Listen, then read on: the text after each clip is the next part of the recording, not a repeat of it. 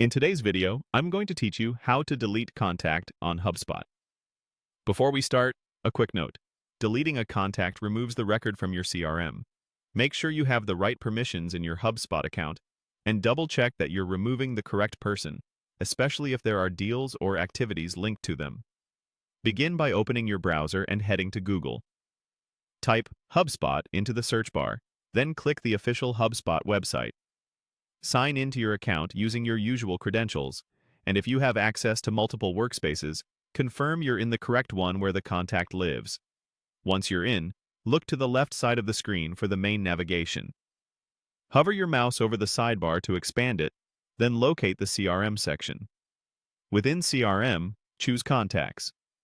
This brings you to your Contacts Index page, where you can see the full list of people in your database.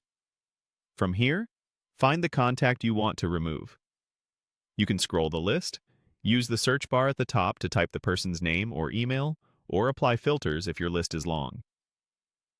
When you've identified the correct record, click the checkbox to the left of their name. If you're cleaning up more than one record at once, you can select multiple checkboxes. Take a moment to confirm you've selected exactly what you intend to delete. After selecting, look to the top of the table for the action bar and click Delete. HubSpot will open a confirmation prompt. This is a safeguard so you don't remove records by accident. In the confirmation window, you'll be asked to type the number of records you've selected. Carefully enter that number exactly as shown. This step ensures you're fully aware of how many contacts are about to be deleted. If anything looks off, cancel and recheck your selections before proceeding. When you're confident everything is correct, click Delete to finalize.